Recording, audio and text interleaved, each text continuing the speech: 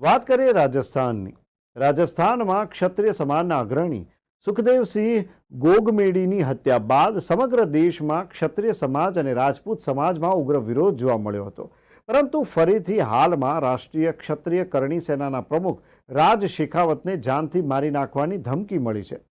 News for ઇન્ડિયાના અમારા સહયોગી યશ નાયકે રાષ્ટ્રીય ક્ષત્રિય કરણી સેનાના પ્રમુખ રાજ શેખાવત સાથે ખાસ વાતચીત કરી હતી. આવો સાંભળીએ તેમણે શું કહ્યું. નમસ્કાર, હું છું યશ. એક વિશેષ અતિથિ સાથે આજે મારે તમારી મુલાકાત કરાવવાની છે. ક્ષત્રિય રાજકીય જે કહેવાય અને ગુજરાતમાં ખૂબ જ મોટું નામ છે ક્ષત્રિય કરણી સેનાના અધ્યક્ષ ડૉક્ટર રાજ શેખાવત સર આપણી સાથે જોડાયા છે. તેમના વિશે જાણીશું, કઈ રીતે સંસ્થાની સ્થાપના થઈ, સેના કઈ રીતે ચલાવે છે, તે તમામ વિગતો આપણે તમને દર્શાવીશું. સર, આપનું હાર્દિક સ્વાગત છે ન્યૂઝ ફોર ઇન્ડિયાની અંદર. આભાર. સર, પહેલાં તો આપનો પરિચયની તો કોઈ જરૂર નથી, પણ તો બી એક વખત અમારા દર્શક મિત્રોને બતાવો કે આ આપનો પરિચય અને કઈ રીતે ક્ષત્રિય કરણી સેના આપ ચલાવો છો. મારી જે ઓળખાણ છે એ ઓળખાણ તો આ દેશની જનતાએ સ્થાપિત કરી છે. અમારા ક્ષત્રિય જે સમાજના યુવાઓ છે, માતાઓ, બહેનો, જે વડીલો છે, એ લોકોએ મારી ઓળખાણ સ્થાપિત કરી છે. એટલે મારી ઓળખાણની મને નથી લાગતી આવશ્યકતા છે, તો પણ આપનું આ નિવેદન છે તો હું જણાવવા માંગીશ કે હું છું બેઝિકલી રાજસ્થાનનો વતની, પરંતુ જન્મ ગુજરાતમાં અમદાવાદમાં જ થયું છે. અહીંથી જ ભણ્યો છું અને અહીંથી જ નાનપણથી એક સપનું હતું મારું દેશની સેવા કરવાનું. એટલે હું અહીંથી જ બોર્ડર સિક્યુરિટી ફોર્સમાં મારી કારકિર્દીની મેં શરૂઆત કરી અને 13 વર્ષ સુધી મેં બોર્ડર સિક્યુરિટી ફોર્સમાં મારી જે છાત્ર ધર્મ નિભાવવાનું એક જે દાયિત્વ છે એનું નિર્વહન કર્યું. અને એમાં 8 વર્ષ મેં કાશ્મીરમાં એન્ટી મિલિટન્સી ઓપરેશન્સમાં સક્રિય ભાગીદારી લીધી અને ઘણા બધા આતંકવાદીઓને અમે ત્યાંથી સફાયો કરીને આજે કાશ્મીરની જે સફળતા છે, કાશ્મીરની જે આજે શાંતિ છે, એમાં ઘણું બધું મોટું જે યોગદાન છે એ અમારા ફૌજીઓનું જ છે. એમાં પણ હું પણ એક એનો ભાગ હતો. તો મને ગર્વ છે કે હું કારગિલની જે લડાઈ હતી એનો ભાગ રહી ચૂક્યો છું. કાશ્મીરમાં એન્ટી મિલિટન્સી ઓપરેશન્સમાં અમે કાર્ય કર્યું છે અને આજે આ કાશ્મીર અમે સુરક્ષિત કર્યું છે, એનો અમને ગર્વ છે. એટલે દેશની સેવા તો કરી જ છે, પણ ત્યાંથી આવ્યા પછી મને એવું લાગ્યું કે ક્ષત્રિયોને પણ ભેગા કરવાની આવશ્યકતા છે. કારણ કે સનાતન ધર્મની જો રક્ષા કરવી અને જો સનાતન ધર્મ તમારે બચાવવો હોય તો ક્ષત્રિયોને ભેગા કરવા અતિ આવશ્યક છે.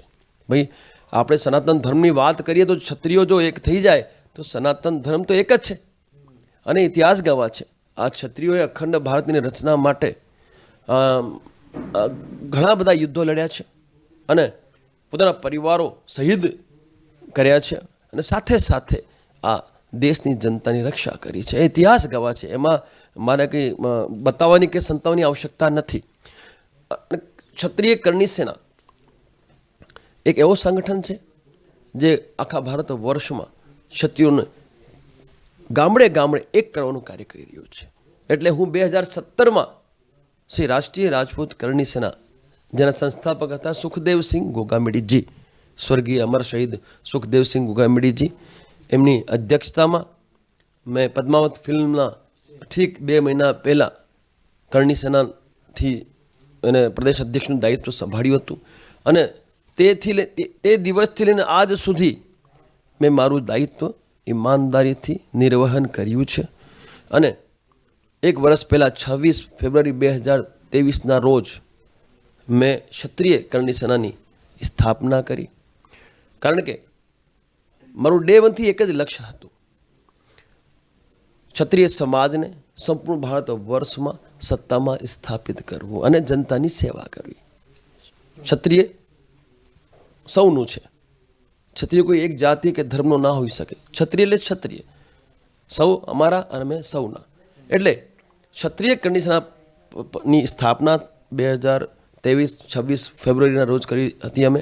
અને લક્ષ્ય માત્ર એક જ હતું કે સંપૂર્ણ ભારત વર્ષમાં ક્ષત્રિયોને સત્તામાં સ્થાપિત કરી હવે દેશની જનતાની સેવા અમે કરીશું. એટલે મેં કેડર તૈયાર કરવાનું કાર્ય શરૂ કર્યું અને ગુજરાતમાં અમને બહુ સરસ સફળતા મળી. અને સાથે સાથે હવે અમે આખા ભારત વર્ષમાં આ એક મુહિમને ચલાવી રહ્યા છીએ અને રાજસ્થાન, મહારાષ્ટ્ર, મધ્યપ્રદેશ, પછી આપણા યુપી, બિહાર, ઉત્તરાખંડ, છત્તીસગઢ, ગોવા તમામે તમામ પ્રદેશોમાં અમે ક્ષત્રિય કરણી સેનાની સ્થાપના કરી છે અને આનો લાભ આવનારા સમયમાં ક્ષત્રિય સમાજને તો મળશે જ, પરંતુ સંપૂર્ણ ભારત વર્ષની જનતાને પણ આનો લાભ અવશ્ય મળશે. આપ આર્મીમાં રહી ચૂક્યા છો.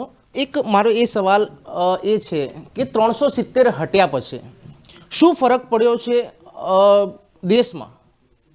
ધારા 317 હટ્યા પછી ત્યાંની જે પણ સરકારી મશીનરી છે અને જે પણ પ્રશાસન છે એને જે સત્તા મળી છે એનું લાભ અત્યારે ત્યાંની જનતા ભોગવી રહી છે.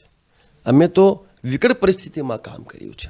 જ્યારે ધારા 317 પણ હતી અને ત્યાંની સરકારે હતી અને ત્યાંની વ્યવસ્થાઓ હતી અને ત્યાં આપણા ભારત વિરોધી ગતિવિધિઓ પણ હતી, પરંતુ એ વખતે આ ધારાઓએ અમને ઘણી બધી તકલીફો આપી છે, પરંતુ દેશભક્તિ, દેશહિત અને રાષ્ટ્રહિત અમારા અંદર હતી. એને અમે જાગૃત રાખી અને કાશ્મીરની રક્ષા કરી, કાશ્મીરની જનતાની રક્ષા કરી અને આજે કાશ્મીર આપણું છે. તો ધારા 317 હટવાથી ઘણા બધા લાભો થયા છે અને એ લાભ ભવિષ્યમાં ભારત વર્ષની તમામ જનતા ભોગવશે એવી મને આશાની એમાં હું એકદમ બિલકુલ સુનિશ્ચિત છું. 370 હટ્યા પછી સર હુમલાઓ પણ વધ્યા છે, એવું નથી કે નથી વધ્યા. જેમ કે પુલવામા થયા છે કે ઘણી વખત ભારતે એનો જડબાતોડ જવાબ પણ આપ્યો છે. તો 370 હટ્યા પછી પણ અટેક થવો કેટલું યોગ્ય છે? એકચ્યુઅલી તમને વાત સમજાવું, જે બોર્ડરની જે ત્યાં વ્યવસ્થા છે ને, જે બોર્ડર છે અનડ્યુલેટેડ છે, એટલે મોટી મોટી પહાડીઓ છે ને મોટા નાળાઓ છે ને હવે ત્યાં કોઈ તારબંધી તો છે નથી, હે ને. તો હવે આતંકીઓ એટલી સંખ્યામાં તો નથી આવતા, પણ હવે આટલી બધી અનડ્યુલેટેડ સિચ્યુએશન હોય તો આતંકીઓ આવી જતા હોય, પરંતુ એમનો ખાત્મો થાય જ છે. તમે એક વિચારો, હવે કેટલી ઘટના થાય છે કેવી, સાહેબ નથિંગ. જ્યારે મિલિટન્સી પીકમાં હતી ને સાહેબ, ત્યારે તમે લાઇટ ના ચાલુ કરી શકો, એટલી મોટી ત્યાં વ્યવસ્થાઓ ખરાબ હતી. તમે લાઇટ કરો એટલે તમને બ્રસ્ટ ફાયરનો આવે, AK-47 ફાયર આવે, તમે માછલા પર હોઈ ના આવો, તમારે નીચે હોવું પડે સાહેબ રાત્રે, નહીં તો તમારું પતી જાય, કામ થઈ જાય. એટલે તમે વિચારો કે એ સમય અને આજના સમયમાં ઘણું બધું તફાવત આવ્યું છે અને એનું જે શ્રેય કોને જાય છે તો એ જાય છે કે ભાઈ ત્યાંનું જે આજે આ કેન્દ્ર સરકારે જે નિર્ણયો લીધા છે એ નિર્ણયોનો લાભ દેશની જનતા અને કાશ્મીરની જનતા એને ભોગવી છે. બાકી નાના મોટા જે છપકલાઓ છે એ તો આટલું મોટું ભારત વર્ષ છે એ તો વાંધો નહીં, પરંતુ જે કેન્દ્ર સરકારે પોતાના જે કદમ લેવા જોઈએ એ જેમ કાશ્મીરમાં લીધા છે એ રીતે જ આખા ભારત વર્ષમાં લેશે તો મને વિશ્વાસ છે કે જે ભય મુક્ત માહોલ આપણે દેશમાં સ્થાપિત કરવું છે એ સુનિશ્ચિત થઈ જશે. દરેક જવાબ બેબાકીથી આપો છો દરેક વસ્તુનો, એ ચાહે કોઈ પણ વસ્તુ હોય, એ દેશની અંદર કે રાજ્યની અંદર. ત્યારે સવાલ એ પણ થાય છે કે સુખદેવસિંહ ગોગામેડીની પણ હત્યા થઈ, એમને પણ ગોળી મારવામાં આવી. શું કારણો રહ્યા કે તેમની હત્યા કરવામાં આવી? દુર્ભાગ્ય છે અમારા દેશનું ને અમારા સમાજનું કે આજે અમારા સમાજનો એ અનમોલ રત્ન, એ અનમોલ ધરોહર અમારી વચ્ચે નથી. અને મારા તો ગુરુ હતા એ, જેમણે મને ટ્રેન્ડ કર્યું કે સમાજ સેવા કઈ રીતે કરાય, સમાજનું કેડર તૈયાર ગામડે ગામડે કઈ રીતે કરાય. 5 ડિસેમ્બરના રોજ અમુક કહીએ ને આપણે જે બુઝદિલો, હે ને, હું બીજી ભાષા તો અહીંયા ઉપયોગ નહીં લઉં કારણ કે મીડિયા છે અને પહેલાં ઘણીવાર હું લઈ ચૂક્યો છે, એ મારે નથી કરવું. અને મને જે હિસાબે મારા માણસોએ સમજાવ્યું છે કે ભાઈ મીડિયામાં બધા જુએ છે તમને, તમે આવી ભાષાનો ઉપયોગ ના, એટલે હું એ ભાષાનો ઉપયોગ નહીં કરું. પરંતુ અહીંયા તો આગ છે, ફોજી દિલ છે, ક્રોસ છે. અને આ જે છે ને આ લોરેન્સના નામે ચરી ખાય છે આ અમુક જે રોહિત ગોદારા છે, વિરેન્દ્ર ચારણ છે, પછી ઓલો કોઈ એક મેઘવાલ છે ને પછી એક કોઈ સંપત નેહરા છે ને કોઈ ગોલ્ડી બરાર છે. આ તમામ બુઝદિલ છે સાહેબ, તમામ બુઝદિલ છે. જેલમાં ને ભારતની બહાર બેસી અને આ લોકો ભયનું માહોલ પેદા કરે છે અને ફિરોતીઓ માંગે છે અને લોકોને બીડાવી અને હત્યા કરી અને પોતાનું કાર્ય સિદ્ધ કરે છે. બાકી આમનામાં ગટ્સ હોય ને, જેમ રાજ શેખાવત એકલો ફરે છે ને એકલો. તમે આટલી બધી ધમકીઓ મને આપી છે. હું એ જ કહું છું સર કે આપને સુખદેવસિંહ ગોગામેડીની હત્યા બાદ આપને પણ ધમકીઓ મળી છે, વારંવાર ધમકીઓ મળી છે. દરેક મુદ્દા ઉપર પણ કદાચ ક્યાંક મળતી હશે, એ ચાહે હિન્દુની દીકરીને લઈને ગયા હોય, વિધર્મીઓ કે કોઈ પણ મુદ્દા ઉપર. તો એ વખતે શું જવાબ હોય છે રાજ શેખાવતનો? વસ્તુ બતાવો, કોઈના બાપાની તાકાત છે આપણને મારી જાય? પરમાત્માથી મોટું કોઈ છે? જે દિવસે જવાનું છે એ દિવસે કોઈ રોકી નહીં શકે ભાઈ. અરે હું કાશ્મીરમાં 8 વર્ષ રહ્યો સાહેબ, હું શહીદ થયો ના થયો ને? તમારી સામે બેઠો છો ને. છેલ્લા 4 વર્ષમાં મારા 6 એક્સિડન્ટ થયા છે સાહેબ. ટોટલી ગાડી લોસ છે મારી. મર્યો? જીવું છો ને સાહેબ? આ બધી વાતોમાં કોઈ તથ્ય નથી હોતું. અને જે દિવસે જવાનું આવશે ને, કોઈનો બાપો આપણને રોકશે. પરમાત્માથી મોટું કોઈ છે જ નહીં. તો બીવાનું કોનાથી? પરમાત્માથી. આ મારા મોંથી કંઈ નકળી જશે અને મારે એટલું બધું કહેવું નથી, કારણ કે જનતા મને સાંભળે છે. પરંતુ આ છે પાલતુ કૂતરાઓ, આ ભેડિયાઓ છે. અને ભેડિયાઓ જો છે ને, એ ભેડિયાઓ છે ને સંતાઈને વાર કરતા હોય. તો હું ફોજી છું સાહેબ, વેપન લોડ રાખું છું, ચેમ્બરમાં રાઉન્ડ રાખું છું સાહેબ, શાર્પ શૂટર છું. જો સામે કોઈ આવી ગયું ને સાહેબ, તો એકને પણ જવા નહીં દઉં. 20 રાઉન્ડ સાથે રહે છે અમારે. તમે સમજી લેજો વાત. અને ચોખ્ખી વાત છે, અમે તો ફોજી સાહેબ, નિષ્પક્ષ માણસ, ન્યાય સંગત વાત કરનારા માણસ. તમામ દેશવાસીઓ, અમારા તમામ દેશવાસીઓ માટે અમે કાશ્મીરમાં અને દેશની સરહદો ઉપર અમે અમારી ડ્યુટી બજાવીએ છીએ. રાતભર અમે જાગીએ છીએ તો જનતા સૂવે છે. તો અમને કોની બીક અને કોના બાપાની બીક? મેં સિમ્પલ વાત કરી કે જે પણ આ હત્યાના દોષીઓ છે, એ દોષીઓનો એન્કાઉન્ટર કાં તો સરકાર કરે, કાં તો ફાંસી ચડાવે. બાકી તમારાથી ના થાય, તમે ત્યાંથી છોડી મૂકો સાહેબ. વધારે સમય નહીં લગાવીએ, અમે ક્ષત્રિયો એમને પાડી દઈશું. ઓપન કહું છું, ઓપન મીડિયા અમે કહું છું. કારણ કે આ જે હુમલો થયો ને સાહેબ, આ હુમલો સુખદેવ સિંહ ઉપર નહીં, આ ક્ષત્રિય સમાજની આન બાન અને સ્વાભિમાન ઉપર હુમલો થયો છે. એટલે ક્ષત્રિયો ઇતિહાસ ગવા છે, બદલો લીધા વગર માનતા નથી. મુખિયાની સામે મુખ્યો જ લઈશું. અમે તો સિર્ફ વાટ જોઈએ છે એનઆઈએની ચાર્જશીટની. અને દુર્ભાગ્ય તમે જુઓ સાહેબ, એનઆઈએ એટલે દેશની સર્વોચ્ચ જાંચ એજન્સી, દેશની સર્વોચ્ચ જાંચ એજન્સી. અને એ જાંચ એજન્સી જ્યારે સુખદેવસિંહ ગોગામડીની હત્યાના કેસની જાંચ કરતી હોય અને સાહેબ આજે 2 મહિના વીતી જાય અને સાહેબ કંઈ નિષ્કર્ષ ના નીકળે, ચાર્જશીટ ના થાય, તો વિચારો સાહેબ કેટલી મોટી રાજકીય રમત ચાલતી છે એને પાછળ. તમે વિચારજો. કારણ કે એનઆઈએ ચલાવે કોણ? કેન્દ્ર ચલાવે. અને આ જેટલા પણ છે, જેટલા પણ આ કૂતરાઓ છે, આ કૂતરાઓ જેલમાં છે અને અમુક છે બહાર અને અમુક છે ત્યારે ફરાર છે. તો એને પકડવાની જિમ્મેવારી કોની? હવે એનઆઈએ જો આ રીતે જાંચ કરતી હોય તો એક આમ પોલીસને તમે શું કહો? આજે 90 દિવસમાં તો એક સામાન્ય પોલીસ છે, અધિકારી છે, એ ચાર્જશીટ કરી દે છે. અને તમે હજુ 2 મહિનાથી ઉપરથી તમે શું ચાર્જશીટ નથી કરી? તો અમે તમને શું સમજીએ? એટલે સાહેબ એનઆઈની જે ભૂમિકા છે ને અત્યારે જે જાંચની, એમાં અમને તો ક્વેશ્ચન માર્ક લાગે છે. કારણ કે એ લોકો શું કરી રહ્યા છે? ભાઈ સિમ્પલ લોજિક છે. હત્યા થઈ છે, હત્યારાઓએ હત્યા કરી છે, એના મદદગારો પણ છે અને સૂત્રધારો પણ છે.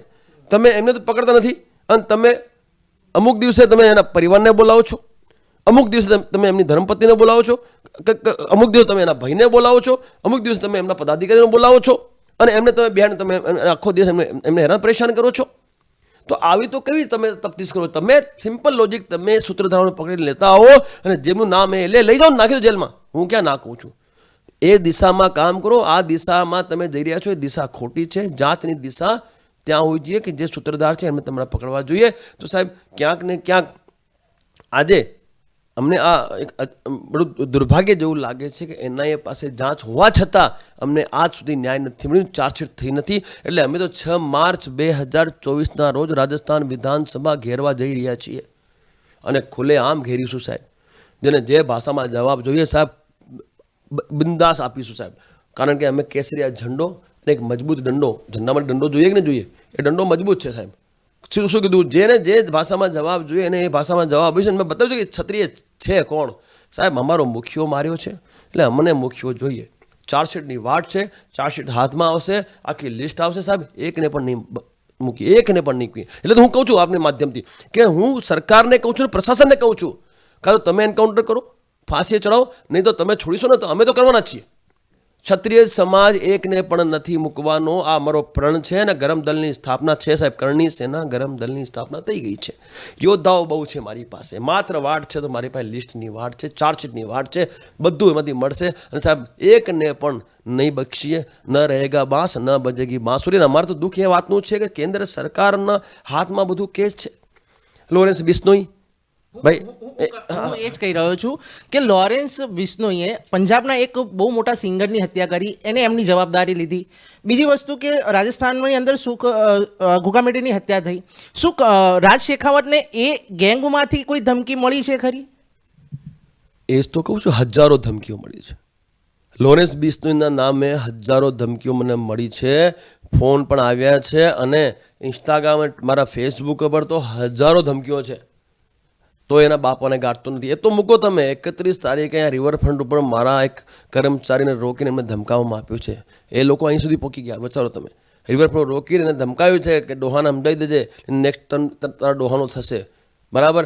3 તારીખે મારી રેકી થઈ છે. મારી ગાડીના પાછળ એ લોકો સાંજે બેઠા ગાડીમાં, UP 45ની ગાડી હતી, ગાડીની પાછળ બેઠા. એટલે મને તો જાણ થઈ ગઈ, એમ તો ફોજી માણસ, નજર પડી એટલે હું ઊભો રહ્યો ત્યાં. એટલે એમનું ધ્યાન નહોતું મારા તરફ, અને જેમ જ એમનું ધ્યાન એટલે એ ચોંકી ગયા. અરે કે આ શેખાવત કેમ સામે આવી ગયો, એટલે બી ગયા. એટલે તુરંત ગાડી કરીને એ નીકળી ગયા. સમજી ગયો આ મને રેકી કરવા આવ્યા, પણ હું પણ તૈયારીમાં હતો, ભાગી ગયા. એટલે પછી આ ઇન્સ્ટાગ્રામ ને ફેસબુકની મને જાણ થઈ. અરે ખરે આટલી બધી ધમકીઓ, મને તો ખબર નહીં. અમે ક્યાંનું ધ્યાન આપીએ, મારી દી પોસ્ટ. અને માંગ અમારી શું? અમે એન્કાઉન્ટરની માંગ કરી, ફાંસીની માંગ કરીએ. તમે વિચારો સાહેબ કે આમની દાદાગીરી તમે જુઓ, જંગલાત તમે જુઓ આનો નાલાયકોનું. તમે તમારા મુખિયાની હત્યા થઈ, તમે આક્રોશ પણ વ્યક્ત નહીં કરવાનું. ભાઈ કરશો તમે ગોળી મારી દઈશું, એવું જ થયું ને ભાઈ. અમે માંગ શું કરીએ? એન્કાઉન્ટરની માંગ કરી, કાં તો સરકાર કરે પ્રસંગ અમે કરીશું. ઓપન કહું છું, ક્ષત્રિય સમાજ આ જેટલા પણ દોષીઓ છે હત્યાના, એમનું એન્કાઉન્ટર કરશે, 1,00,000% કરશે. કોઈ બાબાને તાકાત રોકીને બતાવે, કાં તો આ કરે, સરકાર કરે, પ્રશાસન કરે, સંવિધાનથી દેશ ચાલે છે, અમને સંવિધાન પર સંપૂર્ણ ભરોસો છે. પરંતુ જો ત્યાંથી છટકી ગયા ને સાહેબ, તો એમને જીવા તો નહીં દઈએ. આ 1,00,000% સાચી વાત છે. અને એમને જીવવાનો અધિકાર નથી. એમને તમે ગિરફ્તાર, ભાઈ આ ગેંગસ્ટર, એમને સંવિધાનની બીક છે, એ બીતા જ નથી. તો એમને તમે ગ્રેપ્તાર શા માટે કરો? એન્કાઉન્ટર પર ભાઈ યોગી આદિત્યનાથ યુપીમાં કરી શકતો હોય એન્કાઉન્ટર, ત્યાં ભયમુક્ત યુપી કરી શકતો હોય, તો રાજસ્થાન સરકાર શું ભયમુક્ત રાજસ્થાન ના કરી શકે? એટલે અમારી સીધી લડત આ ગેંગસ્ટર જે છે ને, જે ગેંગો છે, એના ખાત્મા માટે છે. એટલે 6 માર્ચ સાહેબ ઐતિહાસિક થશે. અને સાહેબ જ્યારે ક્ષત્રિય મેદાન હતું ને, તો તૈયારીમાં આવે છે સાહેબ, અને લાખોની સંખ્યામાં એ દિવસે ક્ષત્રિયો ત્યાં ભેગા થશે. અને સાહેબ એ દિવસે આર પારની વાત કરીશું, અને એન્કાઉન્ટર કરતો ફાંસીની વાત કરીશું. નહીં તો એમને કહીશું કે તમે ના તો તમે અમને આપી દો, અત્યારે અહીંયા એમની હિસાબ કરી નાખીએ. એટલે આખી તૈયારીમાં મેં એ દિવસે ત્યાં તૈયારી કરીશું. પરંતુ મારે આપના માધ્યમથી જનતાને પણ કેવું છે કે તમારે ભયભીત થવાની આવશ્યકતા નથી. જો તમને કોઈ પણ આવી રીતે ફિરોતીની ધમકી આપે, તો તમે નંબર અમને મોકલી આપો. એ જિંદગીમાં તમને ફોન નહીં કરે. કારણ કે અમારી પાસે જે અમારા યોદ્ધાઓ છે બહુ મજબૂત છે સાહેબ. મને 3 નંબરથી ફોન આવ્યા સાહેબ ધમકીના. કેટલા? 3 નંબરથી અમને ફોન આવ્યા ગેંગસ્ટરના, કે તને 5 તારીખ પહેલાં પતાવી દઈશું. એ લોકોનું કોઈ નામ કે કોઈ ગેંગ, કોઈ રામુ છે ને, કોઈ એક મહાવીર છે ને, આવા 2-3 છતાં કોલ આવ્યો મને કે 5 તારીખ પહેલાં તને પાડી દઈશું. મેં કીધું ભાઈ તું આય. એટલે મારા છે ને ઓફિસના નંબર કોલ આવે મને, તો ત્યાં કોલ આવે. એટલે પછી મારી ટીમ તો બહુ મજબૂત સાહેબ. એણે વિચાર્યું જ નહીં હોય કે ગેંગસ્ટરને પણ ધમકીઓ મળે. એટલે પછી અમે નંબર લીધા ને અમે નાખ્યા નંબર અમારા બધા આખા ભારત વર્ષમાં ક્ષત્રિયોને. સાહેબ તમે બિલીવ નહીં કરો, એ ભડવાએ ફોન બંધ કરી નાખ્યા. એ જેટલા મને પાલતુ કૂતરાઓ લોરેન્સના નામે જે બધા ચરી રહ્યા છે ને, એમને પોતાના ફોન બંધ કરી નાખ્યા. તમે જો અમારી તાકાત તમે જો, એણે વિચાર્યું જ નહીં હોય કે સારું આવી ધમકી અમને પણ મળશે. અમે એમને સીધું ચેલેન્જ કર્યું, અને આખા ભારત વર્ષથી હજારો ફોન ગયા સાહેબ એને. એટલે એ હવે કોઈ ફોન આવતું નથી. અને પછી હું લાઈવ આવ્યો હતો, અમને ખુલ્લી કીધું કે ભાઈ સિમ્પલ લોજીધું, લોરેન્સના નામે તું જો ધમકાવતો હોય, તો લોરેન્સમાં જો આટલી જ તાકાત હોત તો ગુજરાતમાંથી ટ્રાન્સફર શા માટે લીધું? એને ગુજરાત જેલમાં હતો ને, અમારા અમદાવાદ જેલમાં હતો. એને આટલી તાકાત હોય અને આટલું મોટું ગટ્સ હોય, તો એને જેલમાંથી કેમ ટ્રાન્સફર લીધી? ભાઈ સિમ્પલ વાત છે સાહેબ. આ તમામ જેટલા આપણે ગેંગસ્ટર્સ છે સાહેબ, તમામ નપુંસકો છે સાહેબ. સીધી વાત કરું, આ તમામ ગીદડ છે. આ તમામની હિંમત નથી કે સામે આવીને લડે. બાકી સાહેબ કોઈ બાપાની તાકાત હોય ને, તો એક પણ છત્રીના હાથ લગાવીને બધે સાહેબ અમે જવાબ પર તૈયાર છે. એટલે આ જેટલું પણ છે ને, એ તમામ ક્યાંક ને ક્યાંક અમને એવું પણ લાગે છે કે રાજકીય તો નથી આ ક્યાંક. ભાઈ આટલી બધી હત્યાઓ કરી ચૂક્યો હોય જે માણસ, જેના નામે આવતું હોય, તો તમે એનું કંઈ સોલ્યુશન તો કરો. અને જો એ ઇન્વોલ્વ ના હોય, તો એના નામે કોણ કરી રહ્યો છે એનું તો તમે જાણ કરો. એટલે આ તમને ખબર છે. હવે એ જ તો કહું છું ને, હવે જાંચનો વિષય છે. પણ મને એવું લાગે છે કે આમાં રાજકીય લોચા છે, 1,00,000% લાગે છે. કે ભાઈ આટલી મોટી મોટી હત્યાઓ એના નામે છે ને, એ પોતે એ પોતે લે છે કે હા મેં કરાવી છે, તો પછી એને જેલમાં શું રાખવાનું સાહેબ? અમે કાશ્મીરમાં રાખ્યા જેલમાં, ટક ટક ટક ટક ઠોક્યા ને, કેટલા ઠોક્યા અમે ગણતરી નથી કરી સાહેબ. એટલે અમે ઠોકી દીધા કાશ્મીરમાં, કાશ્મીર બચી ગયું ને. જો દેશને ભયમુક્ત કર્યું ને, આ ગેંગોનું સફાયો કરવો પડશે. અને એ અમારી માંગ છે. અમે પ્રધાનમંત્રીજીને અત્યારે લેટર લખ્યું, અમે ઓલો આણંદમાં એક આયોજન કર્યું, એમાં લખ્યું છે કે સાહેબ આ તમામ ગેંગોનો તમે સફાયો કરો. એટલે અમે અમારી તમામ જે છે કાર્યવાહીઓ કરી રહ્યા છીએ. આખા ભારતથી અમે લેટર મોકલ્યા છે પ્રધાનમંત્રીજીને, ઘણું બધું કર્યું છે. પણ ચમત્કાર નમસ્કાર નથી હોતું સાહેબ. લોકસભા ચુનાવ છે ને સાહેબ, એના પહેલાં એન્કાઉન્ટર કરાવીશું. અને નહીં કરે સાહેબ તો કેન્દ્ર સરકાર આ વખતે ભૂલી જાય, અમે એને જવાબ આપીશું. અને વોટની ભાષામાં જો પાર્ટીઓ વોટની ભાષા સમજે, બીજી અમને સમજણ પડતી નથી. તો કરોડો ક્ષત્રિય જો ભારત વર્ષના છે ને, આજે આક્રોશિત છે. અને જો ન્યાય નીવડે ને સાહેબ, તો આ વખતે જો વોટિંગ છે ને, વોટિંગ જે પડશે એ છે ને ઐતિહાસિક પડશે. ન્યાય મળશે તો ખોબે ખોબે વોટ આપીશું. ન્યાય મળ્યું, એન્કાઉન્ટર થયા, બધા ગ્રેફતારીઓ થઈ, તો સાહેબ આ જે કેન્દ્ર સરકાર છે ને, કેન્દ્ર અમે સરકાર જોડે વાત કરીએ, અમે કોઈ પાર્ટીની વાત નથી કરતા. કેન્દ્રમાં જે સરકાર છે એ સરકારને સત્તામાં આવવાથી કોઈ ના રોકી શકે, અમારો ચેલેન્જ. પણ જો ન્યાય ના મળ્યું સાહેબ અમને, તો આ કેન્દ્ર સરકાર ભૂલી જાય, અમે બહુ મોટું નુકસાન એની વોટની ભાષામાં કરીશું. કિશન ભરવાડ વખતે પણ આ જ વસ્તુ થઈ હતી, જે તમે નિવેદન આપ્યું એ વખતે બી આપ લોકો સડકો ઉપર હિન્દુ સંગઠનો આવ્યા હતા, ઘણા બધા સંગઠનો આવ્યા હતા. ફરીથી આ જ વસ્તુ થઈ છે અને આ વખતે તો બહુ મોટા નેતાની હત્યા થઈ. તો એને કઈ રીતે જુઓ છો? કિશન ભરવાડની જે ઘટના હતી એ તો ધાર્મિક હતી. તમે વિચારજો, એમાં ધાર્મિક યુદ્ધ હતું, એક હિન્દુ મુસ્લિમનું યુદ્ધ હતું. અને મુસ્લિમ સમાજના જે દહેશતગર્દ હતા એમણે કિશન ભરવાડની હત્યા કરીને અમે સીધી વાત કરી કે ભાઈ જે ભારતીય છે એ શાંતિથી અહીંયા રહે, જે પોતાને ભારતીય સમજે, ચાહે હિન્દુ હો, મુસ્લિમ હો, શીખ હોય, ઈસાઈ, બાકી જે પોતાના સમજતા કે પાકિસ્તાની છે એના માટે દરવાજા ખુલ્લા છે, જઈ શકે છે. જે હિન્દુસ્તાની છે એના માટે અહીંયા કંઈ આપત્તિ નથી, એ રહે. અને સાહેબ સીધી વાત છે અમારી, આ હિન્દુસ્તાન આપણા સૌનું છે, આપણે સૌ આના વતની છીએ. પરંતુ તમે અહીંયા રહી, તમે કોઈ પણ XYZ અહીંયા રહીને જો પાકિસ્તાનની તમે પીપળી વગાડશો તો હવે અમે નહીં વગાડવી. આ રામ રાજ્ય છે અમારું. અને સિમ્પલ વાત કીધું સાહેબ તમને, જ્યારે આ દેશના ભાગલા થયા ને સાહેબ, ત્યારે ધર્મના આધારે થયા હતા. એમને મુસ્લિમ દેશ મળી ગયો, અમને શું મળ્યું? કંઈ નથી મળ્યું અમને સાહેબ. અમે આજે પણ આને હિન્દુસ્તાન નથી કહી શકતા, એમાં સંવિધાન પાછો વચ્ચે આવે. તો સાહેબ સીધી વાત છે. હું તો એ દિવસે પણ હિન્દુસ્તાન જ કહેતો હતો, આજે મને હિન્દુસ્તાન જ કહું છું. અને ભવિષ્યમાં પણ આ મારું હિન્દુસ્તાન જ છે. અને હું તો અપીલ કરું છું આ કેન્દ્ર સરકારને કે જે એજન્ડા ઉપર તમે સત્તામાં આવ્યા છો, એમાં એક એજન્ડો છે હિન્દુ રાષ્ટ્ર બનાવવાનું, એના ઉપર પણ તમે ધ્યાન દો. ગૌ હત્યા મુક્ત ભારત વર્ષ બનાવવાનું, ગૌ માતાને રાષ્ટ્ર માતાનો દરજ્જો આપવાનો, એના પર તમે કાર્ય કરો. તમે આ કાર્ય બધા સારા કર્યા, પરંતુ આ જે કાર્ય બચી ગયા છે એ પણ શીઘ્ર તમે એનું પણ કાર્ય કરો, એવી અમારી એમને વિનંતી છે. અને જ્યારે વાત આવે આ દેશ હિતની, રાષ્ટ્રની, તો સાહેબ ક્ષત્રિયો સદૈવ પોતાનું દાયિત્વ નિર્વહન કર્યું છે ને સાહેબ. અખંડ ભારત બનાવવાના તો અમે ને, કોનો હતો આ ભારત દેશ? 500 રજવાડા કોના હતા? અમારા હતા ને. અખંડ ભારત માટે અમે આ દેશ સમર્પિત કર્યું. અમને શું મળ્યું સાહેબ? ઉપેક્ષા, ગદ્દારી મળી અમને. આજે તમે વિચારો, સત્તામાં અમારી ભાગીદારી કેટલી? આટલી મોટી સંખ્યા ધરાવતા અમે ક્ષત્રિયો, અને અમારી ઉપેક્ષા બધી પાર્ટીઓ કરે. એટલે અમે તો સીધી વાત કરીએ, લક્ષ્ય એક જ છે ને અમારું, ક્ષત્રિય ગણેશ એટલે શું? માત્ર સત્તામાં ભાગીદારી અને જનતાની સેવા, બીજું અમારું કોઈ લક્ષ્ય છે જ નથી. અને એ લક્ષ્ય પર અમે કામ કરીએ છીએ. અને ગામડે અમે કેડર તૈયાર કર્યું છે. અને ભવિષ્યમાં એ દૂર નથી દિવસ અમારા, ભલે ઓબીસીનો લાભ લેતો અમારો ક્ષત્રિય હોય, એ બક્ષીપંચનો લાભ લેતો અમારો ક્ષત્રિય હોય, સામાન્યનો લાભ લેતો અમારો ક્ષત્રિય હોય. ક્ષત્રિય અમને સત્તામાં જોઈએ. જેમ ઉત્તર ગુજરાત છે તમારું, ઉત્તર ગુજરાતમાં ઠાકોર સમાજની સંખ્યા બધી છે, એમને આપો ટિકિટ. અમે ક્યાં ના કીધું? હું એ જ કહું છું, ગુજરાત જે છે અમારું મધ્ય ગુજરાત છે, ત્યાં બક્ષીપંચ અમારા ક્ષત્રિય છે, તમે એમને ટિકિટ આપો. અને અમારા સૌરાષ્ટ્ર છે, ત્યાં ગરાજદાર કઠિન કરી રહ્યા છે, તમે એમને ટિકિટ આપો ને. કેમ નથી આપતા? તમે આપો, અમે જીતાડીશું, અમારી જિમ્મેવારી. પણ હવે આ જે ઉપેક્ષા છે અમે બરદાસ્ત નહીં કરીએ. ભવિષ્યમાં જો જરૂરત પડશે ને સાહેબ, તો ક્ષત્રિય પાર્ટીની પણ સ્થાપના કરશે. અને જરૂરત પડશે તો આખા ભારત વર્ષમાં ક્ષત્રિયોનો અમારા પ્લેટફોર્મ પરથી ને જે પણ લડવા માંગતા હશે એમને અમારા પ્લેટફોર્મથી તૈયાર કરીને અમે સત્તામાં સ્થાપિત કરીશું. વર્ષો વીતી ગયા, એક પણ તમે હમણાં થોડા સમય પહેલાં પણ પ્રેસ કરી આ જ બાબતે કે અમને ટિકિટ ક્ષત્રિય સમાજમાંથી ટિકિટ મળવી જોઈએ.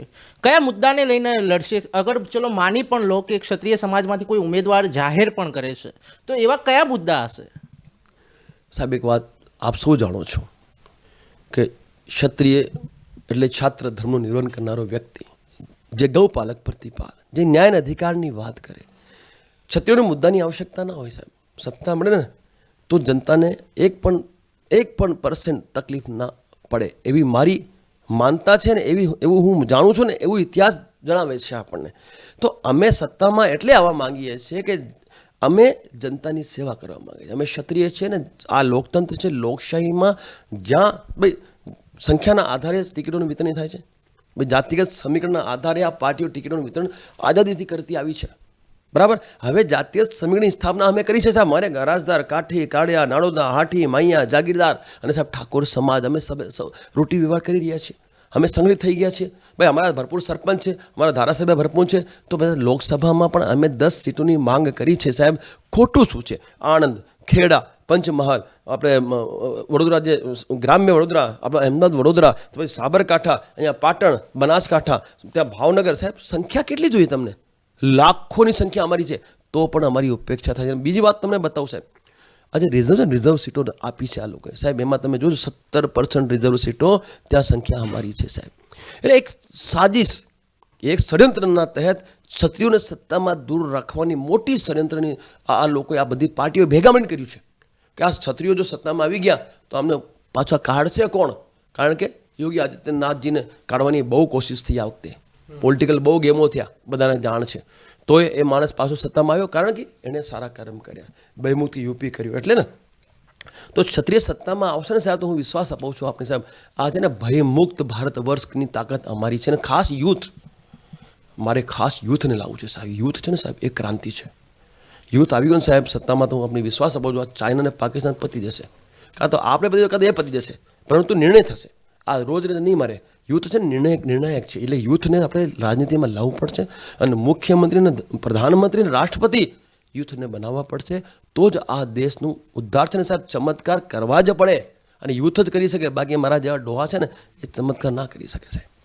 એક બીજી વસ્તુ, અત્યારે વિધર્મીઓનો કહેવાય કે આપણે લવ જેહાદનો મુદ્દો બહુ ચર્ચામાં રહ્યો. હજી પણ ઘણા બધા એવા કેસો આવે છે. તો કઈ રીતે કહેવાય કે આપ જે સંસ્થા ચલાવો છો એ કઈ રીતે એ લોકોની મદદ કરશે? હિન્દુ દીકરીઓને કઈ રીતે પાછી લાવવામાં હેલ્પફુલ થશે સાહેબ? રાષ્ટ્રીય કરણી સેના કઈ રીતે મદદ થશે? એક વાત તમને જણાવું, આપણે જડમાં જવાનું સાહેબ. જડ એટલે આ ક્યાંથી, આ મૂળ શું છે, આને કઈ રીતે રોકી શકીએ? આ દેશ શાનાથી ચાલે છે? સિમ્પલ, આ દેશ સંવિધાનથી ચાલે છે. તો સંવિધાનમાં આવું પ્રાવધાન આપણે સ્થાપિત કરી દઈએ કે લવ જેહાદ કરતાં પહેલાં 1 લાખ વાર ઓલો વિચારે. પહેલી વાત, ગૌ હત્યા કરતાં પહેલાં 1 લાખ વાર ઓલો વિચારે. બીજી વાત, અને આવા કાનૂન ગુજરાતમાં બન્યા છે, પરંતુ એ કાનૂનમાં છટકબારી છે, એ લોકો છટકી જાય છે. સમજ્યા વસ્તુ? એટલે એ કાનૂનમાં આપણે અને પરિવર્તન લાવવાની આવશ્યકતા છે. જ્યાં જે બારી બની છે એ બારીને આપણે પૂરવાની આવશ્યકતા છે. અને હું એ જ કહેવા માગું છું કે વ્યક્તિ વિશેષ કેટલી આવી ઘટનાઓને રોકી શકશે? સરકાર અને પ્રશાસન ઈચ્છે ને સાહેબ એક ઘટના ના થાય. કોવિડમાં બધું બંધ હતું, સરકારે કરાયું સાહેબ. તમે વિચારો, આ સરકાર અને પ્રશાસન એટલે લોકતંત્રના રાજા રજવાડા. લોકતંત્રના રાજા રજવાડા એટલે ગ્રામ પંચાયત, તાલુકા પંચાયત, જિલ્લા પંચાયત, વિધાનસભા, લોકસભા, રાજ્યસભા, અહીંયા રાજા બેસે છે અને રાજા પાસે બધી સત્તા હોય છે સાહેબ. આ જો ઈચ્છે ને સાહેબ તો આ બધું કામ બંધ થઈ શકે.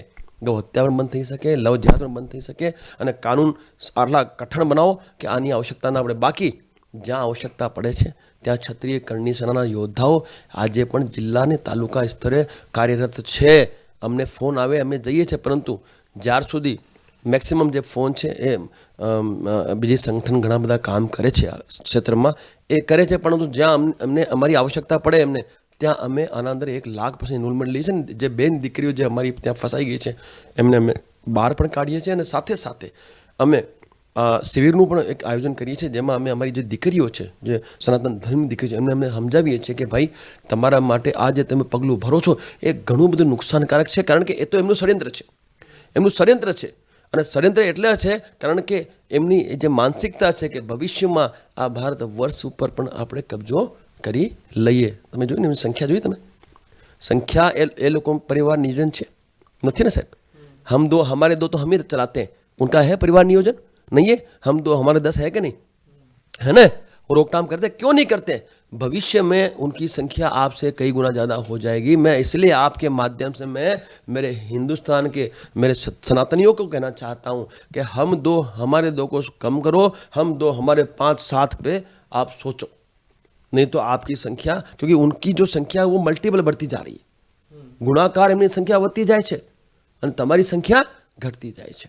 કારણ કે તમે હમ દો હમારે દો પે હમ વિચારો છો. એટલે હું આપના માધ્યમથી ભારત વર્ષની જનતાને સનાતનીઓને કહેવા માંગુ છું કે આ હમ દો હમારે દોનું સિસ્ટમ બંધ કરો અને હમ દો હમારે 5 કાં તો 7નું સિસ્ટમ રાખો અને એમાંથી 1 કે 2 યોદ્ધાઓ તમે દેશ હિત માટે સમર્પિત કરી દો. અને સરકારને હું કહેવા માંગુ છું કે આ યોદ્ધાઓ જે સમર્પિત થાય સનાતનીઓથી, એ યોદ્ધાઓ માટે તમે એવી ટફ ટ્રેનિંગનું આયોજન કરો, એવી જિલ્લા સ્તરીય ટ્રેનિંગનું આયોજન કરો, એવી સંસ્થાનું આયોજન કરો જે સંસ્થાના માધ્યમથી આ કટ્ટર દેશભક્ત બને, રાષ્ટ્રહિત માટે કામ કરે અને આજુબાજુના દેશના જે વિઘટનકારી શક્તિઓ છે એને જવાબ આપી શકે.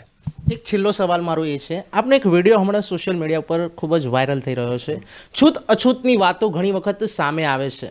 આજે વામન સમાજના કોઈક દલિત યુવકનું આપણે પાણી પણ પીધું છે. શું હતો એ સમગ્ર મુદ્દો? સાહેબ, બામસેફ એક સંસ્થા છે, જેમ RSS છે ને આપણા સનાતનીઓની જે સંસ્થા છે, એ રીતે આપણે વામન મેશ્રામ જે એના સંસ્થાપક છે અને બામસેફ નામની આ સંસ્થા છે અને એનું એક અધિવેશન હતું. એમાં મને એમણે આમંત્રિત કર્યું હતું, કારણ કે એ અધિવેશનમાં સુખદેવસિંહ ગોગામડીજીનું આમંત્રણ હતું, પણ એ અમર શહીદ સુખદેવસિંહ ગોગામડીની હત્યા થઈ ગઈ એટલે એ લોકોએ મને આમંત્રિત કર્યું. એટલે હું ત્યાં ગયો અને ત્યાં જે અધિવેશન, એમાં લાખો લોકો આવ્યા હતા આખા ભારત વર્ષમાંથી. 5 દિવસનું અધિવેશન હતું. એટલે ત્યાં ગયો એટલે મને જે લોકોએ વાત કરી તો હું બડો અચંબિત થઈ ગયો કે હજુ પણ આપણા દેશમાં છૂઆછૂતને અસ્પૃશ્યતા ચાલી રહી છે. ભાઈ, આઝાદ થયા આટલા વર્ષ થઈ ગયા, સંવિધાન આવી ગયું અને બાબા સાહેબ આંબેડકરે તમામ જે દેશના વ્યક્તિઓ છે એમને સમાન અધિકાર આપી દીધા. તો પછી આ અસ્પૃશ્યતા શા માટે, છૂઆછૂત શા માટે? એ પણ ઇન્સાન જ છે ને, એ આ દેશના વતની નથી, આપણા જ છે ને, પરિવાર જ છે ને. પાકિસ્તાની છે, ચાઇનીઝ છે નથી, આપણા ભારતના જ છે, એ આપણા હિન્દુસ્તાની છે, આપણા ભારતીય છે, આપણા સનાતનીઓ છે. આપણે એમના સાથે આવો દુર્વ્યવહાર શા માટે કરવાનો? એટલે એ મંચ પર મને એ સમય મળ્યો અને એ સમયનું મેં સદુપયોગ કર્યો અને એ મંચ ઉપર મારી સાથે વામન મેશ્રામજી જે વડીલ છે અને મારા પિતા તુલ્ય છે અને આટલી 67-70 વર્ષની ઉંમર છે ને, 18 વર્ષની ઉંમરથી આ કાર્ય કરી રહ્યા છે, રાષ્ટ્ર દેશ માટે પોતાનું યોગદાન આપી રહ્યા છે. એમને મેં ઊભા કર્યા કે સાહેબ, અસ્પૃશ્યતાની વાત છે અને હું આખા ભારત વર્ષમાં તમામ સનાતનીઓને મેસેજ આપવા માગું છું કે હવે દેશમાં અસ્પૃશ્યતાની અને છૂઆછૂતની કંઈ જગ્યા રહેવા દેવાની નથી અને સંવિધાનમાં તમામને જીવવાનો અધિકાર છે, તમામને રહેવાનો અધિકાર છે અને સ્વાભિમાનનો અધિકાર છે. એટલે એમણે મારું માન રાખ્યું અને મેં એમને કીધું કે તમે આ બોટલ છે એને તમે મોઢાએ લગાવીને પીવો, એ જ પાણીની બોટલમાંથી હું પાણી પીશ અને હું જનતાને જવાબ આપવા માગું છું કે નહીં, હવે આ દેશમાં અસ્પૃશ્યતા અને છૂઆછૂત નહીં ચલાવી લઈએ. અને સાહેબ, આપને મને જણાવતા આનંદ થાય છે કે એ જે વિડીયો છે એ આખા ભારત વર્ષમાં લોકો સુધી પહોંચ્યો છે અને લોકોએ બહુ સારો પ્રતિસાદ આપ્યું છે. અમુક અપવાદ તો રહે જ છે, એનું આપણને ફરક પડતું નથી, કારણ કે રાજ શેખાવત જે પણ કદમ ઉપાડે છે એ કદમ દેશ હિત અને રાષ્ટ્ર હિતમાં હોય છે અને દેશની જનતાના હિતમાં હોય છે. અને જ્યારે સ્વાભિમાનની વાત આવે તો વ્યક્તિ વિશેષ છે, એ પણ ઇન્સાન છે, આપણા જેવા જ છે, તો એમને પણ જીવવાનો અધિકાર છે, એમને પણ ભારત વર્ષના જે ન્યાયના અધિકાર છે એમને અધિકાર છે. એટલે આજે મેં જે કદમ ઉપાડ્યું છે એને હું બિલકુલ સપોર્ટ કરું છું અને સાર્થક માનું છું. સપોર્ટ કરો છો, નો ડાઉટ. થોડા સમય પહેલાં હમણાં જ ગાંધીનગરની અંદર થોડા દિવસો થયા છે, એક દલિત યુવકને ઘોડા ઉપરથી લાફો મારીને ઉતારવામાં આવ્યો. કઈ રીતે જુઓ છે એક ક્ષત્રિય સમાજ? એ તો ક્ષત્રિય તો ઘણા લોકો એવું પણ કહે છે કે આ લોકોને ઘોડા ઉપર અને તલવાર પકડવાનો કોઈ હક જ નથી. આનો હું સખ્ત વિરોધી છું. આ જે ઘટના બની એ શર્મસાર કરી ગઈ આપણા તમામ સનાતનીઓને. ક્ષત્રિયોને તો કરી જ, પણ સનાતનીઓને શર્મસાર કરી ગઈ. મેં કીધું ને સાહેબ, સંવિધાનથી દેશ ચાલે છે અને આ સંવિધાનથી દેશ જ્યારે ચાલતો હોય તો તમામ દેશની જનતાને જીવવાનો અધિકાર છે અને પોતાના જે તહેવારો છે, જે આપણા કાર્યક્રમો છે એને મનાવવાનો અધિકાર છે. તો જો કોઈ અનુસૂચિત જાતિ જનજાતિનો વ્યક્તિ જો કોઈ ઘોડા પર બેસતું હોય તો સાહેબ એની સાથે આવું અન્યાય ના થવું જોઈએ. અને હું તો ક્ષત્રિયોને ખાસ અપીલ કરીશ, સનાતનીઓને, કે આવું ના કરો ભાઈ. આપણું પરિવાર જ છે, આપણા જ ભારતીય છે, આપણા હિન્દુસ્તાની છે. પછી ચાહે તલવાર એમની પાસે હાથમાં હોય એમાંય આપણને વાંધો ના હોવો જોઈએ, કારણ કે એ પણ આપણા પરિવારના સભ્ય છે, આ ભારતના વાસી છે ને એ પણ આપણા પરિવારના અઘટિત અંગ છે.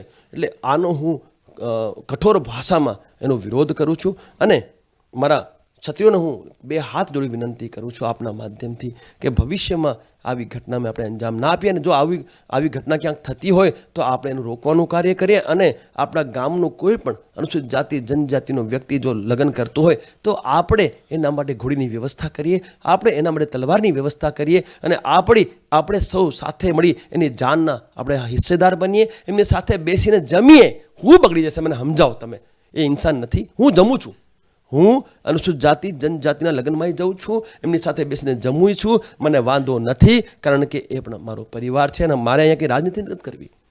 એક માનવતાના નાતે હું કહું છું કે એ પણ આપણો પરિવાર છે, એ આપણા અંગ છે, આપણે એ અંગને દૂર ના કરી શકીએ. એટલે મારી આપના માધ્યમથી વિનંતી છે કે ભવિષ્યમાં આવી ઘટનાનું પુનરાવર્તન ના થાય એવી હું મારા ક્ષત્રિય સમાજને તો ખાસ કરીને વિનંતી કરું છું, પરંતુ તમામ સનાતની વિનંતી કરું છું કે ભાઈ આવી ઘટનાઓને આપણે અંજામ નથી આપવાનું. અને આજે અનુસૂચિત જાતિ જનજાતિના જે વ્યક્તિ છે એ આપણે ભૂલવું નથી, કારણ કે આ એ જ ભીલ સમાજ છે જેમણે એ વખતે મહારાણા પ્રતાપજીનું સાથ આપ્યું જ્યારે કોઈ એમને સાથે નહોતું. અને સાહેબ આપને યાદ નહીં હોય સાહેબ, મને આટલી બધી જાણ છે કે અમારા જે મહાપુરુષો છે, જે અમારા દેવી દેવતાઓ છે ને, એમની પાસે સમાધિઓ અનુસૂચિત જાતિ જનજાતિ, જેમ અમારા રામદેવ પીર છે, એમની બાજુ ડાલીબાઈની સમાધિ છે સાહેબ. ડાલીબાઈ અમારા અનુસૂચિત જાતિના એક મહિલા હતા છે ને. એ જ રીતે ઘણી બધી મીરાબાઈને પાસે પણ આજે કોઈ મેઘવાલ છે, એમને અમે પૂજીએ છીએ સાહેબ. તો આ તો ખોટી ધારણા ઉત્પન્ન કરી દેવામાં આવી ક્ષત્રિયો અને સનાતનીઓને અંદર લડાવવા માટે. એટલે હું તો આપના માધ્યમથી આટલું જ કહીશ કે તમામ ભારતીયો આપણા અંગ છે, અને ભવિષ્યમાં આવી ઘટનાઓ ના બને એ આપણે ધ્યાન રાખવું પડશે. અને એવું ગામમાં ક્યાંય એવું લગ્નનો પ્રસંગ હોય તો આપણે સૌએ એ લગ્નમાં ભાગીદારી પણ સુનિશ્ચિત કરવાની છે, અને ત્યાં જે પણ વ્યવસ્થાની જરૂર પડે આપણે વ્યવસ્થા પૂરી પાડવાની છે. એક ફાઇનલ સવાલ એઝ અ પોલિટિકલી, શું રાજ શેખાવત ભવિષ્યમાં ઇલેક્શન લડશે ખરી? કારણ કે ઘણા સમયથી ઘણી વખત સવાલ પણ આવ્યા છે સામે, શું રાજ શેખાવત બીજેપી અન્ય કોઈ પાર્ટીમાંથી કે અપક્ષમાંથી લડશે ખરી? સાહેબ હું પૂછું છું આપને, શું રાજ શેખાવત આ દેશનું નાગરિક નથી? છે ને નાગરિક. તો આ દેશના પ્રત્યેક નાગરિકને રાજનીતિમાં અને રાષ્ટ્રનીતિમાં આવવાનો અધિકાર છે.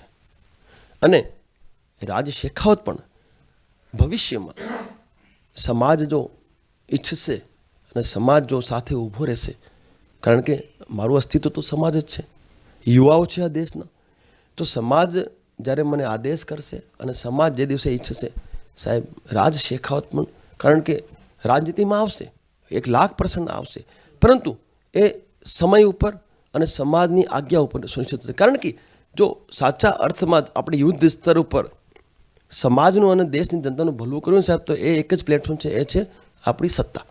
અને આપણું લક્ષ્ય સત્તા જ છે. પરંતુ સૌથી પહેલાં જે મારી માંગ મેં મૂકી છે, ચાહે વિધાનસભા હોય, ચાહે સરપંચના ચુનાવ હોય, ચાહે પછી લોકસભા હોય, અમે સરપંચમાં પણ અમે મેક્સિમમ સરપંચ બનાવવા માટે અમારી મહેનત કરીને અમારા સરપંચ બન્યા. પછી અમે વિધાનસભામાં અમે 55 ટિકિટો માંગી, આપણે જોઈ હશે, અને અમારી બહુ મજબૂત ટિકિટો અમને મળી, બહુ સરસ મળી. કોંગ્રેસ, ભાજપા, આમ આદમી બધાએ આપણી મજબૂત ટિકિટ માંગી તો આપીને. એમ જ લોકસભામાં પણ અમે માંગ કરી છે કે 55 અમને 10 ટિકિટો તમે આપો. બધી પાર્ટીઓ જે પણ આપશે એને અમે સમર્થન કરીશું, ઓપન સમર્થન કરીશું. અને ભાજપા આપે તો એને ઓપન સમર્થન, અને કોંગ્રેસ આપે તો એને સમર્થન. આ બધા આપણે જે પણ રાષ્ટ્રીય પાર્ટી અમને વધારે ટિકિટો આપશે લોકસભામાં, એનો ખુલ્લો સમર્થન કરવાની સેના એમને કરશે. કારણ કે અમારે અમારા સમાજને સ્થાપિત કરવું છે સત્તામાં, અને હવે અમારે જનતાની સેવા કરવી છે ને સાહેબ. અમારાથી સરસ સેવા તો મારા ખ્યાલથી કોઈ જનતાને નહીં કરી શકે. એટલે રાજ શેખાવત ભવિષ્યમાં અવશ્ય સમાજની આજ્ઞા ઉપર સત્તામાં આવશે, અને સમાજના નિર્ણયના આધારે જ રાજ શેખાવત આગળનો જે કદમ છે એ વધાવશે. તો ચોક્કસ આપ સર અમારી સાથે અમારી ન્યૂઝ ચેનલમાં જોડાયા તે બદલ ખૂબ ખૂબ આભાર. ના, આપનો આભાર. અને એક મેસેજ હું યુવાઓને ખાસ આપવા માંગુ છું કે આ દેશનું ભવિષ્ય તમે છો, અને આપણું જે પડોશનું મુલ્ક છે એ ક્યાંક ને ક્યાંક કોલેજની બહાર, સ્કૂલોની બહાર નશાનો વ્યાપાર કરે છે. તો એવું ક્યાંય તમને દેખાય તો તમે અમને સંપર્ક કરો, એનો ઈલાજ અમે કરીશું, અને તમે નશાથી દૂર રહેજો. કારણ કે પાડોશનું મુલ્ક એ જ ઈચ્છે છે કે આ દેશનો યુવા આપણે નશામાં આદિ કરી દઈએ અને આ દેશ ઉપર અમે કબજો કરી લઈએ. તો મને નથી લાગતો કે કોઈ પણ યુવા આ દેશનું આવું વિચારશે કે અમારો દેશ ગુલામ થઈ જાય. એટલે મારા ખાસ યુવાઓને કહેવું છે કે સાહેબ, વ્યસનથી દૂર રહો. કારણ કે મેં આજે રાજ શેખાવતે આજ સુધી વ્યસન નથી કર્યું સાહેબ. કાશ્મીરમાં રહ્યો, બરફમાં રહ્યો, ગુલમર્ગમાં રહ્યો, કારગિલમાં રહ્યો, લડાઈ લડી, હજુ પણ બહુ ટેન્શન ચાલે છે. કેસો ઢેર સારા મારા ઉપર થયા છે, મને જેલમાં નાખવામાં આવી, મારા ઉપર રાજકીય કિન્નાખોરી થઈ અને ઘણું બધું મને હેરાન પરેશાન કરવામાં આવ્યું. થયું તો હિંમત હાર્યો. કોઈ વ્યસન મેં આ સુધી નથી કર્યું. આ સુધી રાજ શેખાવતે કોઈ વ્યસન નથી કર્યું. કારણ કે મારા સમાજના સાથે સાથે મારા દેશના યુવાઓને મારે વ્યસન મુક્ત રાખવું છે. એટલે આપના માધ્યમથી મારે યુવાઓને ખાસ કહેવાનું છે, हाँ कर चले हम फिदा जाने तम साथियों, अब तुम्हारे हवाले वतन साथियों. तो अभी आपकी जिम्मेवारी है कि आप इस देश को सदा अजय रखें और इस देश की जनता की रक्षा करें, सेवा करें. जय हिंद, जय राष्ट्र धर्म. ચોક્કસ આપ અમારી સાથે જોડાયા તે બદલ ખૂબ ખૂબ આભાર. તો દર્શક મિત્રો, આપણી સાથે આ વિશેષ કાર્યક્રમની અંદર રાજ શેખાવત જોડાયા હતા અને બેબાકીથી જવાબ આપ્યા છે દરેક મુદ્દા ઉપર. ચાહે ગોગામેડીની હત્યા હોય, આવનારો ઇલેક્શન હોય, ત્યારે ફરીથી એક વખત નવા વિષય સાથે અને એક નવા અતિથિ સાથે મળીશું. ત્યાં સુધી તમારા યશને રજા આપો. નમસ્કાર.